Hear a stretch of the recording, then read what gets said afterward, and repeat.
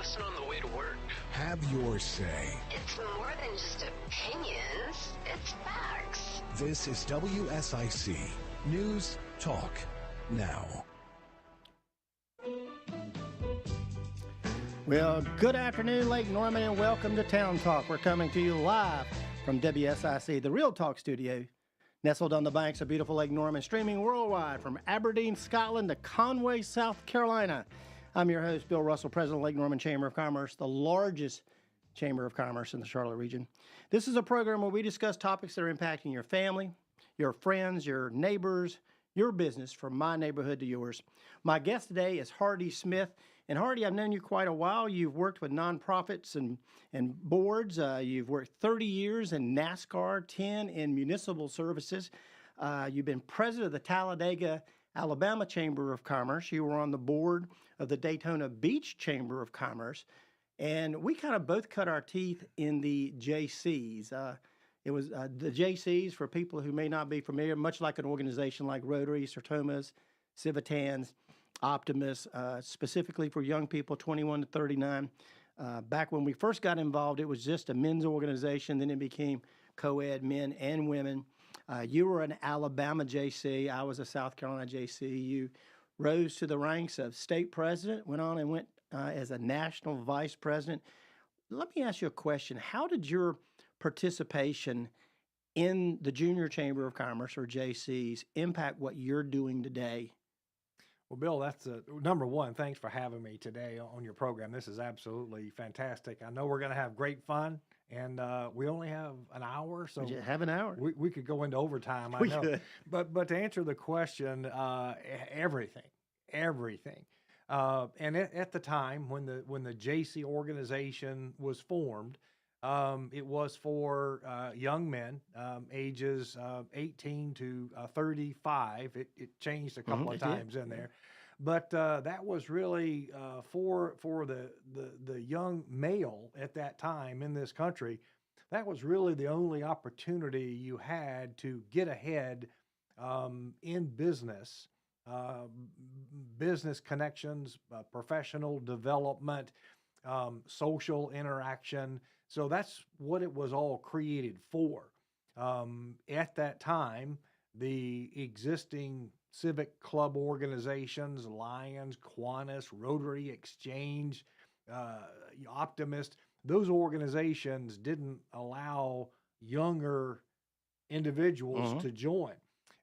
Even if you were a family business operation in your local community, well, the older members of the family, maybe your dad, maybe your grandfather, could be a part of the Chamber of Commerce. Right. But you, as a young individual with aspirational goals, weren't allowed. That's right. So the Junior Chamber of Commerce, which is where the JC name came from, that's why that was all created. So all about community leadership development, through and personal development through community service. That's what it was all about, and that's why I'm where I am today. You know, Hardy, and we've discussed, my father was president of the Rock Hill JCs. He was in a lot of different organizations, Kiwanis, JCs, United Way. Mom was a JCette. So, right. And one of the things that she's most proud of is she was the JCette of the year. And I think it was probably around 83 or 84 that the women's organizations, and a lot of people think that the men and the women converged into one organization. But really what happened is the women's organization, which had about 150,000 women, they folded completely. And the men's organization that had like 375,000 men, a lot of those dropped out because they didn't want to be told what they could do. And so they became maybe the local men's organization instead of JCs. But it really profoundly impacted me. We actually started 3 JC chapters here in Lake Norman. One was recognized as the milestone chapter of the year in the United States. So they won the Hemp Wetzel Award, the most outstanding JC chapter. But like anybody 21 to 39, what's important today may not be important tomorrow. So we created a young professionals organization after 3 tries of JC's. And Young Professionals is up under the wing of the Chamber of Commerce, very successful here in Lake Norman. Did you have a Young Professionals where you were in Alabama?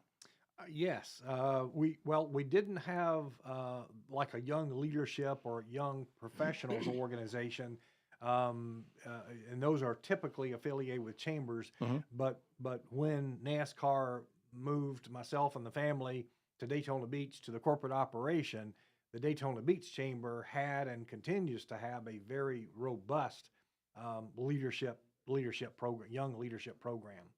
You know, I know that there are several strong chapters in South Carolina and North Carolina of the JCs, but here in Lake Norman, we have our young professionals. They meet on a monthly basis. They have their networking events. They have their own professional development programs, the philanthropies that they work on, much like we did in the JCs. But I can tell you, just like the question I led in with you, there is no way I would be doing what I'm doing at the Chamber of Commerce today if it weren't for the impact of the Junior Chamber of Commerce. Well, and I can certainly appreciate that. And of course, they're literally not just hundreds or thousands or tens of thousands. They're actually hundreds of thousands of individuals across this country and around the world that have benefited from that. But, you know, the one thing that's constant in life is change. And change happens and times move on. But it's very interesting though, Bill, you bring this up because the same needs for professional development, personal development, business connections, all of those leadership development, all of those same needs still exist for young men and women in our country today. You know, whether we're talking about getting involved in the JCs or Civitans or whatever group that it is, Lions Club, why should a young person, 21 to 39, get involved in any type of civic organization, in your opinion? Well, I think just look at the opportunities that are represented. It's an opportunity to number one, socialize. It is an opportunity to network, and we know how important networking is. I mean, that's probably a number one item that most people joining anything today are looking for, but just a chance to learn and a chance to get I think a step ahead. It's a chance to make connections. I've lost count of the number of business opportunities, job opportunities I've had. I can't really think about filling out too many job applications, but just because somebody knew me or I knew someone else, there's a whole network of people that you can go to for resources, answering questions. How would you solve this situation that I'm in right now? So any opportunity to be involved in any type of community organization, whether it's a civic organization, a religious organization, a fraternal organization, all of those are tremendous opportunities. And I would encourage as many people as possible to find a tribe and join in and participate. You know, I had no real goal when because I became president of the United States JCs, and people sit down and say, well, how did you map that out? And literally, I didn't have a goal to be president of the United States JCs. I just wanted to be president of my local JC chapter. I wanted to be president of Daddy's chapter. And that opportunity availed itself. And then the next opportunity, a district director, and then state president, just like you, and then national vice president, and national president and Junior Chamber International on an international level. When we come back, we're going to talk a little bit more about your book, Stop the Blame Game. Fantastic book. I've read that. You've been up here talking about it. We're going to get into some of the nuances of board management. If you're listening to us, please stay with us on WSIC Town Talk. We'll be right back after this break and some news. Thank you.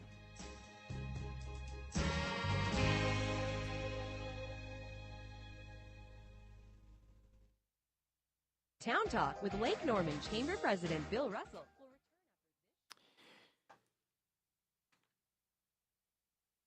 Bill, the producer, are we still on streaming?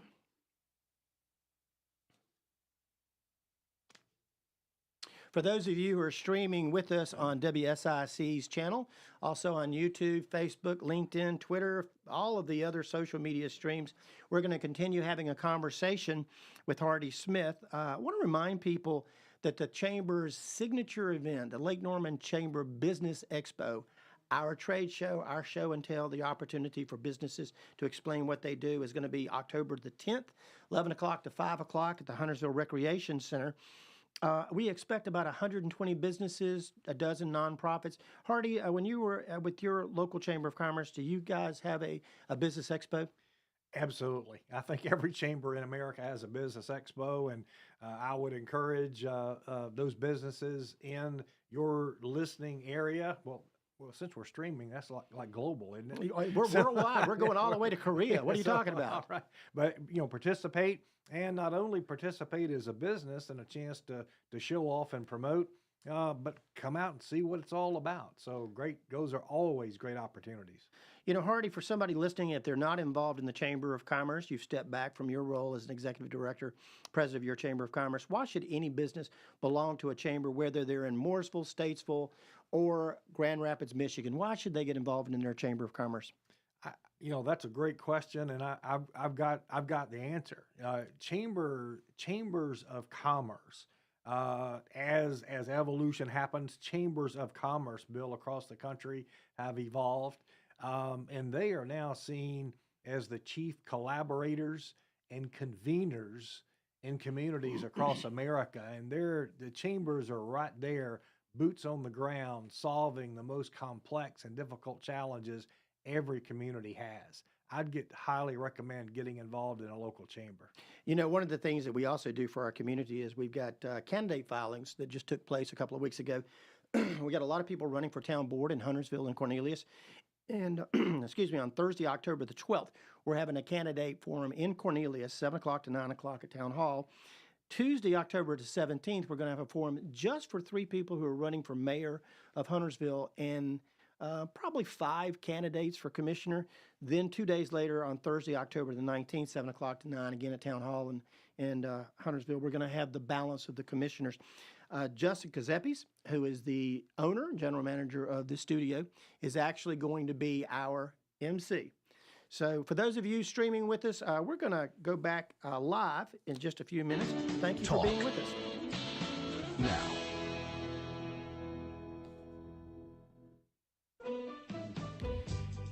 And welcome back to Town Talk. I'm Bill Russell, president of Lake Norman Chamber of Commerce, and I have Hardy Smith with me today. He is a former president of a Chamber of Commerce, but he's the author of Stop the Blame Game. And Hardy, we've got an old friend of ours on the phone, Tom Russo, former state president of the South Carolina JCs, but he was also the executive vice president of the Myrtle Beach Area Chamber of Commerce, one of the, and if not the largest Chamber of Commerce in South Carolina. Tom, are you with us? Yes, I am, and good to hear you and Hardy here. So, yeah. Well, welcome. Old times. Tom, I was sharing with him that my first role in the state organization of JCs was when you asked me to be a district director from the Rock Hill JCs. But I will tell you, and I was sharing with Hardy, I wouldn't be doing what I'm doing with the Chamber of Commerce today if you hadn't encouraged me to get active on a state level. And then after I had served as president of the United States JCs, you were the executive vice president of Myrtle Beach, and I called you, and we talked about it, and you said, I think this is something you should do. So I don't know if I've ever said this publicly to you, but there is no way I would be doing what I'm doing today if it weren't for Tom Russo. Well, thank you. That's nice to hear. And there are some people, though, that probably blame you for this. Of course. The good and the bad. You got to have it all, That's what it is. But, it's interesting to hear you talk about chambers and their roles in the communities. And, I'm doing a study of World War I and Woodrow Wilson, his foreign policy. But what I discovered in doing that study and analysis is the role of the U.S. Chamber. They organized war committees, war service committees is what they were called, by industry. So there was a textiles, there was steel, and there was no Department of Defense. And so the character I'm studying is Bernard Baruch, who was the chief of the War Industries Board, and his committee structure was the public sector, while the War Service Committee was the private sector. So what happened way back in the 1916, 1918 period is you had this public-private partnership. They didn't know it then. We know it today. But that was really the instrumental formation of associations and chambers, and the JCs grew out of that in 1919. Tom, I've got businesses started to organize. Tom, it sounds like some great research you've got. I've got a great book by a good friend of mine. I'll be glad to share that title with you. The author's name is Chris Mead. He's well known in Chamber of Commerce circles across the country. His book is The History of the United States Chambers of Commerce up to 1945. May have gone a little bit later than 45, but he gets into exactly what you're talking about. Yeah. I mean, it's an incredible history. Yeah. You know, and the reason the chambers were doing that is they came in under the War Industries Board because they liked the protective nature that the government gave them in terms of kind of setting aside the antitrust laws, you know, so they could work together cooperatively. But of course, that changed over the decades. But you see that today is, you know, within the chambers. I mean, you're talking about that now. Why should businesses join the chamber? For that cooperative collaboration among industries like themselves and with other industries. So it's you're right. It's a fascinating history. Both of you have been involved. A little departure from JC's, but yeah, both of you have been involved in the U.S. Chamber of Commerce with the Institute program of teaching youngsters, some of the execs that are coming along, giving them the tools they need to be successful in their careers. Yes. I was the Charleston Institute, and that was like 5 or 6 years.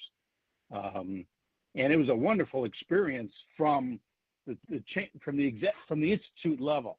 I mean, being able to give insights into new people coming along and how to kind of speed up their development so they could be more effective in their community. I mean, you know, and I was thinking just while you all were talking earlier, what I got out of that chamber as well as the JC experience, and I did it today and I've been doing it over the last several years, is identifying what the vision is of whatever you're trying to accomplish, and then being able to convey that with passion. And I know that's a lot of what Hardy does in his talks and speeches. And I'm sure Bill, I know you do that well, is really trying to convey that passion for what we do to audiences or to groups. And I found that with little projects and big projects, and it works. You really got to create the concept or the vision and then convey that and show passion for it. And then hopefully somebody will hang around. Tom, Tom, I know you're still very involved in associations and HOAs. You deal with board members. Do you have any questions that you could pose to Hardy? My involvement is with the City of Myrtle Beach Bicycle and Pedestrian Committee, but the other is the National Corvette Restorer Society, Corvette restoration stuff. And both of those become really political, really quick, you know, and it gets frustrating because I'm not in a power position, but I can see clearly what ought to be done. Put me in charge and I can make it happen. But I don't want to play anymore, you know. I don't want to get involved. I don't want to play. And I try to help well, here's a good example. So I'm trying to help the president of the NCRS move in a different direction to improve membership and revenue. Now, isn't that a foreign concept? You know? And he just doesn't get it. He can't get there because he doesn't have the management skills. He's all about the politics of it. How do you help someone like that, Hardy? Well, that's a great question, and I'm gonna share a quote from my book. It's one of my favorite quotes. The chancellor of Troy University in Alabama, Dr. Jack Hawkins, has been a longtime friend of mine and supported me all through the years in JC's, by the way. So it goes back a long way. Yeah. Tom, Sure. what he shared was, Hardy, if they help bake the cake, they own the cake. So you've Yeah. you've really got to.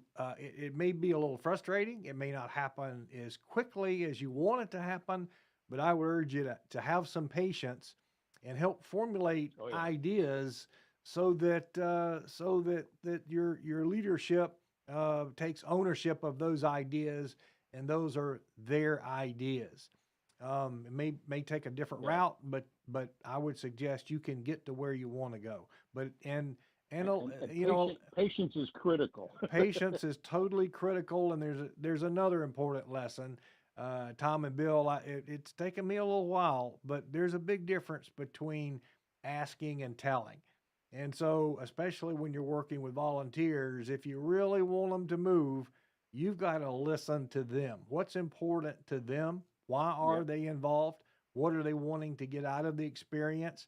It may or may not have anything to do with the mission at hand, but if you can understand their why, the Simon Sinek, know their why, then you've got an opportunity where you can appropriately, I don't want to say manipulate, but you can appropriately guide them in the direction they probably really want to go in. It's just not quite their idea yet.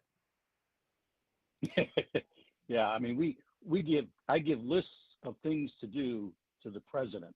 Okay, I mean, how to move this project forward, because it's critical to the organization to improve revenue and increase membership and participation. But he can't quite get there because he doesn't have a board that wants to move in that direction. Right. And so me and a few others stay in the background and keep feeding him, and let him be the lead, because we can't do it. We don't have the authority. I mean, we don't have the prestige, and it would just torpedo the whole effort. Right. So we just stay in the background and just kind of feed him, and and it takes patience to wait for that to come back.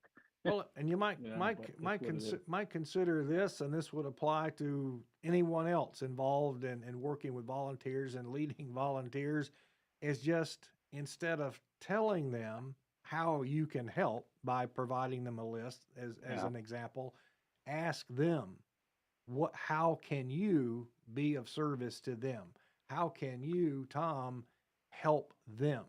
Ask them, what is it that they would like to achieve while they are the board chair, and just and listen, and just listen. But if you can get them, and maybe even ask a question, okay, board chair, what are your suggestions on dealing with a revenue challenge, or dealing with a membership challenge, or whatever the challenge might be? But ask them, kind of give them some credit that they probably may not be as good of an idea or ideas that you have, but they don't have the experience you have either. Yeah. Tom, I want to thank you for joining us today. Specifically, I want to thank you for all of the people that you touched, not only from your Chamber of Commerce days, but when you in the Junior Chamber of Commerce, and then through Institute Training in Charleston. I want to thank you for joining Hardy and I today on this program. Well, thank you. It's nice to catch up, and nice to kind of exchange some ideas. So, and I'll take those, and it'll help me kind of deal with this president and kind of help him along, help the organization along. So great suggestions, Hardy. Thank you all. Thank you, Tom Russo. We've got about 20 seconds left before we go to break. And when we get back, Hardy, I want to really get down and start talking about Stop the Blame Game. Because, again, I read that book over Christmas. It was a fantastic look. And I was going like, I know that person. I know that person. Oh, now he's talking about me. So those of you who are with us, please stay with us and come back. We'll be right back on Town Talk. I'm Bill Russell.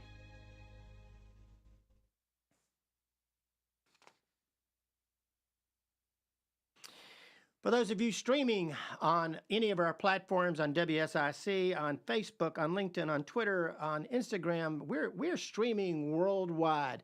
From Korea to Pacolet, South Carolina, we're out there, Hardy. There is no stone left unturned with what we're doing today. I want to talk about some of the other things that we're doing as a Lake Norman Chamber of Commerce.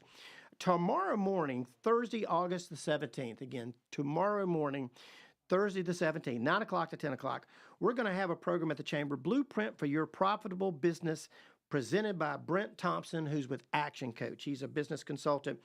All business owners can join them with Brent as he lays out the steps to increase the business's profitability. It's going to be located at the Chamber of Commerce in the Randy Marion Room on the second floor. Again, 9 o'clock to 10 o'clock tomorrow morning, Thursday the 17th. Then tomorrow afternoon, we're having a business after hours at Randy Marion Automotive, but it's going to be held at his Cadillac dealership in Mooresville, again, 5:30 to 7. And anyone who's ever attended anything that the King of Price has done will know that's just a premier networking event. Hardy, that was probably one of the biggest things when you guys were active with your Chamber of Commerce. Networking was central to what you did and provided as a Chamber of Commerce. Absolutely. You know, it's when you talk about that 6 degrees, well, that's a way to accelerate the 6 degrees of connectivity, right? So it's all about who knows who, and it's all about relationships, business, politics, government, volunteerism. It's all about relationships. We do an excellent program on the third Friday of every month. It's called the Focus Friday. This coming Friday, the 18th, 8:30 to 9:30, we're having North Carolina House. He is going to be speaking to our group that is purely virtual. I'm not a big fan of Zoom, but one of the things that it allowed us to do is we can now have speakers, whether it's the Speaker of the House, the Senate Pro Tem, the U.S. Senator, the Governor, someone who might be a senator on one of the committees in Wilkesboro, Raleigh, the Outer Banks. They can all participate over Zoom that we weren't able to do before. So there is a practical use of Zoom, and this program is virtual. So if you want to join us this coming Friday with Speaker Tim Moore, 8:30 to 10, if you'll email us tomorrow or call the Chamber of Commerce, we'll give you the credentials. Later on that morning, Friday the 18th, this coming Friday, 10 o'clock to 11, we're having a ribbon cutting from Monkeys at Lake Norman. That's the newest boutique in Burkdale Village, and Kim Dalsey is going to be opening her business, and we're going to welcome her with a ribbon cutting. So if you're in and around Burkdale, please come out the 18th, 10 o'clock to 11. Lots of ribbon cuttings taking place at the Chamber of Commerce. We got a lot of great businesses opening up. How much time we got, Bill, in the studio? We got 20 seconds. So for y'all streaming with us, stay on board. We're coming back live in just about 5 seconds. Hardy's book is on sale Town at Barnes & Talk Noble in continues Burkdale now. Here's Village. your host, Lake Norman Chamber President Bill Russell on 105.9, 100.7 WSIC. Well, welcome back to Town Talk. I'm Bill Russell, President of the Lake Norman Chamber of Commerce. I have Hardy Smith here with me, and he is the author of Stop the Blame Game, 844 Studio 4. I've been told that we have Scott Lawrence on the telephone. He is calling in from Greenville, South Carolina. Hardy, Scott Lawrence was my board chair in 1996 when I first arrived at the Lake Norman Chamber of Commerce. And he had several things. Number one, I want to flush out the visitor center, make sure we have some nice exhibits because we promised the towns we'd do that. Number two, I want you to build the revenue and membership of this Chamber of Commerce.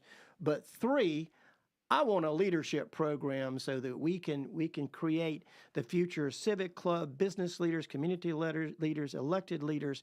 And we have Scott Lawrence on the phone. Welcome, Scott. How you doing? Bill, so glad to be with you today. It's good to have you. Scott, we've got the Leadership Lake Norman cranking back up. It's been going on since 1997. That was a directive of yours. Well, it's been amazing what you've accomplished with that program over the years. I'm so proud of what we've been able to do. I was listening to one of your last recent broadcasts and hearing some of the feedback from some of the past participants. I was just very impressed with what they were able to take away from the program and put that to use in their in their involvement in the community. So it was well done, Bill, over all these years, making that program happen. You know, Scott, I kind of did a little synopsis in 20 seconds of why you wanted to create a leadership program. But now that you have the floor, you have the dais, what was your vision for Leadership Lake Norman in 1996? Wow, I think we were talking about really, as you said, flesh out the visitor center, build the revenue, build the membership of the organization. You know, at that time, the chamber was only about 7, 8, or 9 years old. So it was still going through some growing pains from a little small chamber. Its main focus at that time was shop local and those type of programs. And the chamber was growing, and the membership was demanding more out of the chamber. And so there were some growing pains there on how to sort of take it to the next level. And I looked around, and I saw that other communities in the area had these leadership programs, and it was just obvious to me. It's like, well, wait a minute, why don't we have one? So it became an imperative of that year on the board that I said we've got to step up and make something like that happen, because we're going to be serious about what we're doing as a chamber. You know, we've got to be able to bring talented leaders to the table, both internally to the chamber and throughout the community. Scott, again, Hardy is the author of a book, Stop the Blame Game, which he pointed out is on sale, Barnes & Noble or on Amazon. But he talks about board management, the challenges boards have. In your year, either on the chamber board in 1996 or any board you've served on, what challenges did you face that either you were successful or not successful overcoming? Well, I've been fortunate enough to be able to participate in the community in different communities in different ways, and I've served on numerous boards and have been chairman of 2 organizations, including the chamber and another nonprofit.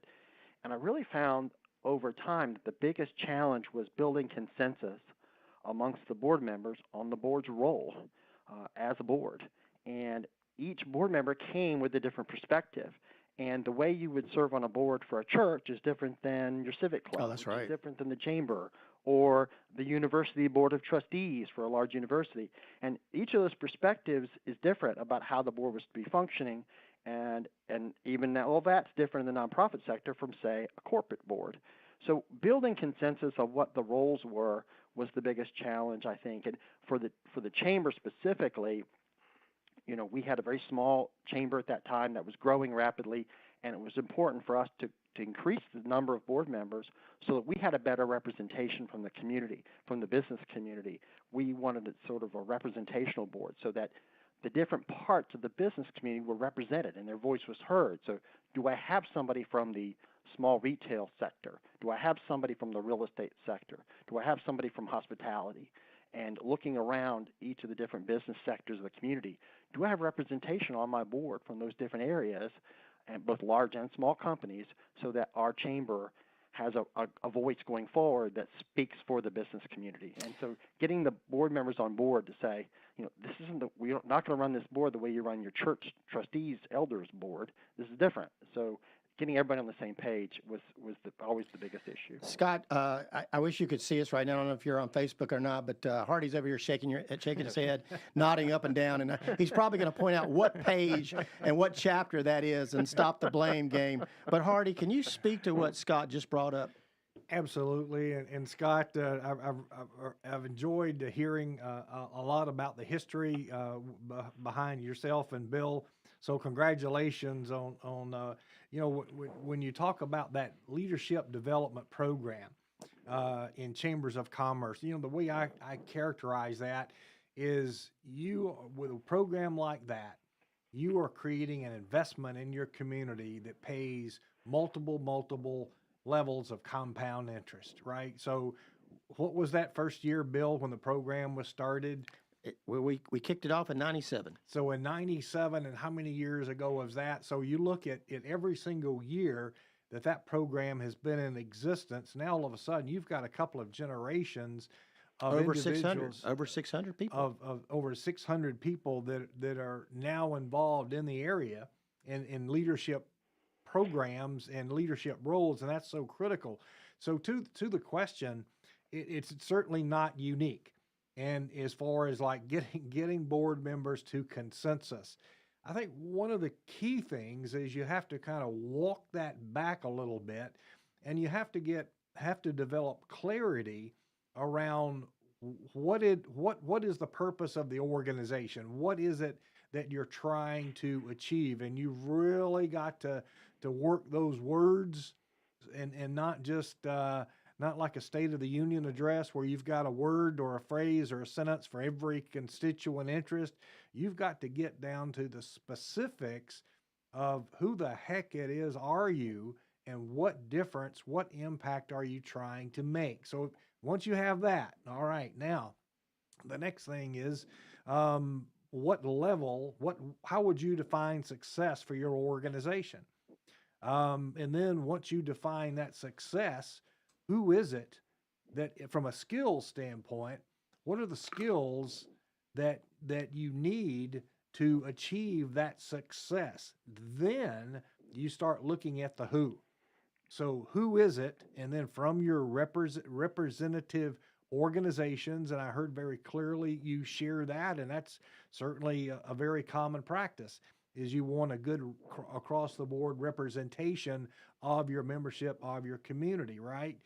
But it is so important. Then when you get that group together, you do have to, and it may take a little while, but it's so important to develop that consensus on where it is you're going.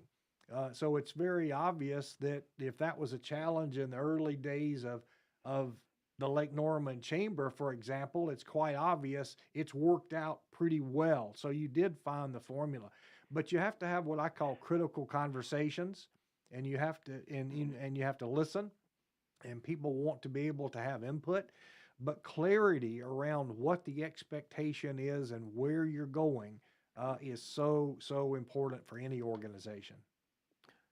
Well, I'll recall that I did ruffle a few feathers.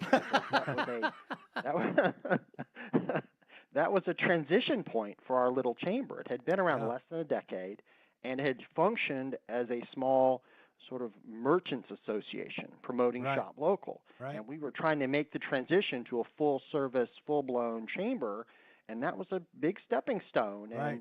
And some chamber members were on board with that, some maybe not so much. And so it took some articulation of these goals and ideas to sort of make that transition. And then you mentioned the who at that point. Then we said we need some professional management, and not to brag on Bill, but I need to brag on Bill. We pulled somebody like Bill in to take care of the day-to-day, operate the chamber and the staff so the board can focus on the big picture.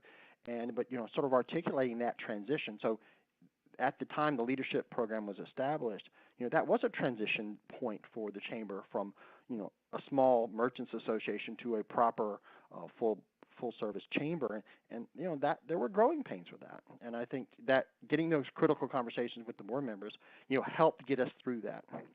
And one of the things, and you experienced this real time, but Scott and Bill, there has been some really good research done over the last few years that shows that the nonprofits, board members in the nonprofit sector, now that's the social service agencies, chambers of commerce, associations, the full spectrum of the nonprofit world, is that it's really surprising that the lack of knowledge that incoming board members have of what their role and responsibilities are for a particular organization.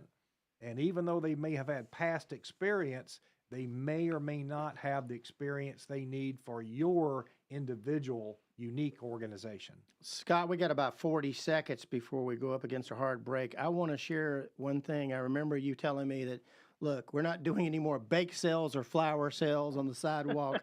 We're going to be a chamber of commerce to provide professional development. We're going to go to Raleigh and we're going to advocate on behalf of our members. And that was 1996. And I want to thank you from the bottom of my heart for you looked through a lot of resumes, young man, and thank you for tapping me.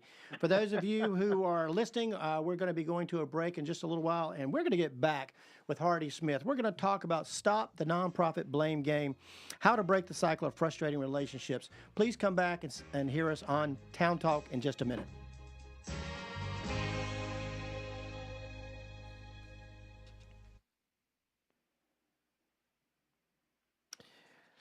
thank you for everybody that's streaming. Is Scott off the line now? No, do you want me to hold through the break, Well, or no. are we Well, you going to can. go on to something else? We're gonna be talking about the Chamber of Commerce here, and you can jump off in just a second. We're streaming live for our Lake Norman Chamber of Commerce members that are watching us on YouTube and Facebook, Instagram, LinkedIn. But we are going to be hosting. We talked about our Leadership Lake Norman program, and we are accepting applications right now for Leadership Lake Norman. Folks who are interested can download the brochure or get a flyer from the Chamber of Commerce. That's a program we've been doing since 1997. We typically have about 21, 25 people in the program. September 8th is the deadline for Leadership Lake Norman. Again, over 600, can you believe that, Scott? Over 600 people have gone through Leadership Lake Norman. We've had at least 2 members of the North Carolina House that were graduates. We've had town managers graduate from Leadership Lake Norman, police chiefs, business leaders, chamber board chairs, chamber board members, civic club presidents, Rotary, Kiwanis. It has literally been the program that you talked about, Scott, 27 years ago. You know, it really does leave a mark. I mean, it creates a stronger community, and it it just really spreads knowledge and information, and puts these leaders in a better position to do what they're doing, and to build and improve a community. We also, just over 10 years ago, one of the class projects of our leadership program was to create the Junior Leadership Lake Norman. Junior Leadership Lake Norman is for high school juniors. So if you have a high school student that is starting back in the next couple of weeks, that'll be a junior in high school, whether that's a private school, public school, or even homeschooled for that matter. There's applications for Junior Leadership Lake Norman. It's not quite as intense as the adult program, but it is a very similar in nature. Scott, again, we got about 20 seconds. I want to thank you again for spending time with us this afternoon on Town Talk, and for your comments to Hardy Smith. Well, thank you so much, Bill, and I'm proud of your work there, and good luck with the show as you go forward. Thank you. We'll see you. All right, take care.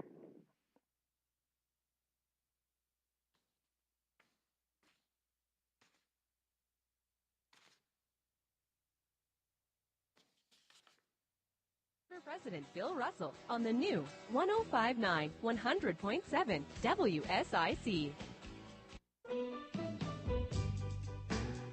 Well, welcome back to Town Talk. You just heard from Scott Lawrence, the 1996 board chair of the Lake Norman Chamber of Commerce. I'm Bill Russell, president. I have Hardy Smith here. He is the author of Stop the Nonprofit Blame Game. And Hardy, we've been talking for 45 minutes. We're going to get to some questions. But I got to tell you, when you came in, I think it was about November, right before Christmas, that you came in and you brought this book, Stop the Nonprofit Blame Game, How to Break the Cycle, Frustrating Relationships, and Benefit from Fully Engaged Boards. When I saw the cover, Stop the Blame Game, there were 3 or 4 people through the course of my 30 years of being chamber work, 20 years, out of college, I started getting involved in JCs, whether it was Kiwanis or boards, Habitat. There's always been at that individual that sometimes they may blame. The reason we're not successful is because of you or because of all of you, but it's not my fault.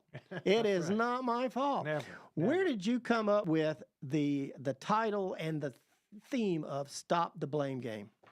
Well, Bill, anyone who is involved in the world of the nonprofit sector is going to be very familiar with the ongoing, very frequent complaints that are expressed around board members not doing what they're supposed to do.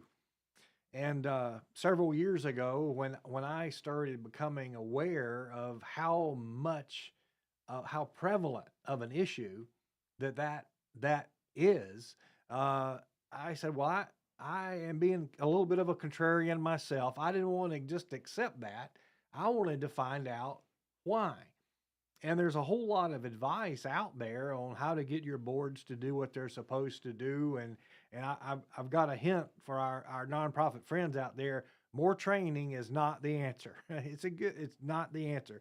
So I set out to find the answer. Why don't board members do what they're supposed to do?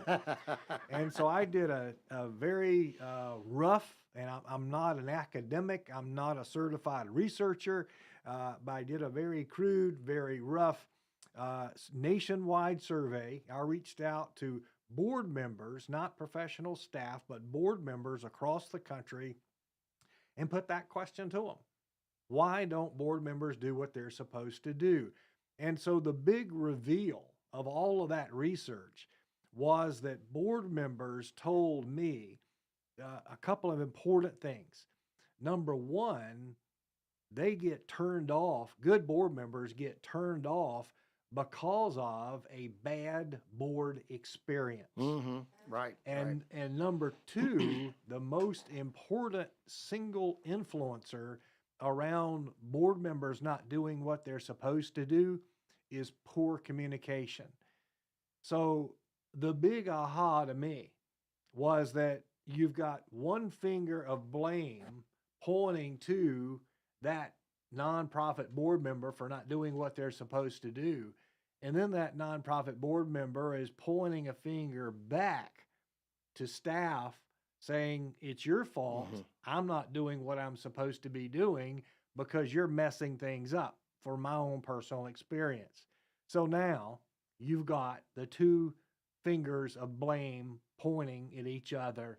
That's where the blame game originated. Hardy, I really believe the Lake Norman Chamber of Commerce has been very successful for the last, well, we are actually 35 years old. Not because of a CEO, not because of the staff.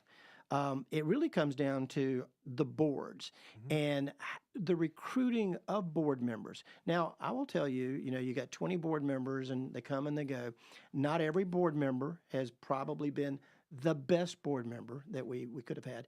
But by and large, we've had tremendous leadership in the roles of board chairs and board members. How important is the recruiting process of board members, whether you're in a fundraising organization, a civic club, or an association? It's absolutely critical because if you think about it from the staff standpoint, it's an HR question. HR will tell you, don't hire a problem. Well, in the nonprofit sector, why recruit a board member that you know is not going to be a best fit, a good fit, and contribute what you believe should be contributed? Now, there are a lot of reasons where the fork in the road, organizations get to a fork in a road and in the recruiting process, and they take the wrong turn. And this is like a rinse and repeat. The mistakes are just, we just can't help ourselves on making the wrong decisions. And that's the whole purpose of the book, Stop the Nonprofit Board Blame Game Bill, is to help organizations make the right decisions, find the people that you really need for your particular organization. So you have to be intentional. What is it that you want your board to do? What type of board member do you want? And I'm not going to bring up any particular sports teams because you and I could really get off on some tangents. Yeah, here. Alabama and South Carolina, yeah. But we both love sports. That's true. And I'm going to tell you, if you want a championship team, don't you recruit championship players? Absolutely. If you want a team just to have a team, well, then anybody will do. Just they'll fit out a uniform and you just fill out the bench and you're good. I'm just saying, what's your mission? How important is your mission? And are you getting the people that you need? And one of the mistakes is we don't take time to create a process for identifying what we need, who we need, and going after them. Hardy, again, this was a very quick read. You brought it to me on a Friday. I was done with it on Monday. Then I started marking it up. I was highlighting. I was writing notes in the legends, and it's a great book. You can download it on Amazon. Barnes and Noble. A lot of folks through the course of my almost 30 years here at Lake Norman Chamber says, Bill Russell, he picks his bosses. I absolutely don't pick my bosses. My job is more board management. My job is to make sure that if I think someone has the potential to be a board member, that we put them in leadership roles, whether that's committee chairs or things, encourage them to go through Leadership Lake Norman so that people can see what leadership traits they have. And I kind of put horses in the stable. If you're an exec of any organization, whether you're the president of a chamber of commerce or you're the executive director of a local nonprofit or a charity, you need to be making sure you are putting horses in the stable. Talk about that process of making sure you got the right people on the bus. Well, it is very clear. So let's just, if we can stick to sports and I don't get too far sidetracked, but think about this. When your players are gonna, well, at one time you knew when your players were gonna graduate, but now with one and dones and the portals and all that, you may not know as much. But here's the point I want to make. So Lake Norman Chamber has had a 30+ year of success. So I'm building on that. Organizations who are successful and who've gotten to the top, it is not easy to stay on the top. Championship teams that build dynasties and continue to win year after year after year, it's not accidental. So you have to work just as hard staying on the top. What do I mean by that? Are you continuing to develop future leaders like the example you just shared? Who's your farm club? Who's the junior varsity? The freshman team? Are you giving them the experience and opportunity to learn, an opportunity to make some mistakes, some leadership mistakes that they can learn from and develop and grow from, so that when they get to that full top board position, maybe a board chair, they are truly ready for leadership and they know what it takes for the organization to be successful. Hardy, we've got just a couple of minutes and I've got to ask this question. What happens when you have a board member and they're not meeting expectations? They aren't doing their job. What should the exec or what should the chair of that board do? Well, in an ideal world, and sometimes I get a little bit utopic, so my grandson will ask, Grandpa, is that real? Well, yeah, those situations are real. Here's the thing. The board chair, it's the board chair's responsibility to have that conversation with the board member. And hopefully the relationships are there. The board member, when they signed up initially, understood expectations, and hopefully there's a very gracious opportunity to resolve those situations. However, Bill, the reality is quite often they're not easy to deal with. The biggest problem you faced as president of the Talladega Chamber of Commerce, what was it? I think it's just continuously reaching out to get people involved and to buy in and to believe that the community could be better and have goals and aspirations and go for those. Hardy, we've got just about 1 minute. In that 1 minute, you have a rich NASCAR history. You were down there with the Allison boys. Tell me in about 1 minute, one of the stories with Bobby or Davey. Well, I traveled for a couple of years when Davey was on the ARCA circuit at the time. Daddy Bobby put him on that circuit to prepare him for his eventual ascendancy to NASCAR Cup level. And watching Davey Allison, Davey was my all-time favorite driver, and what a loss when we lost Davey. But I'm telling you, he absolutely won over. When he was racing ARCA, they were all convinced, well, here he is, Bobby Allison's son. He's a prima donna, and every single night they'd put him into the wall, and he understood that was a part of it. He took it all with grace and accepted it. He was just going to get roughed up, but he dealt with it and earned the respect, and he would have been one of the greatest drivers ever in the history of NASCAR racing. I miss Davey. The truth of the matter is, I didn't watch NASCAR until that accident happened with Davey. Then I watched it on that Sunday to see how NASCAR was going to react to that particular instance. Hardy, thank you for joining us, and I want to thank everybody for being here. If it's Wednesday afternoon, we're talking about our towns on Town Talk. WSIC. I'm Bill Russell, and we'll see you next week. Thank you, Hardy.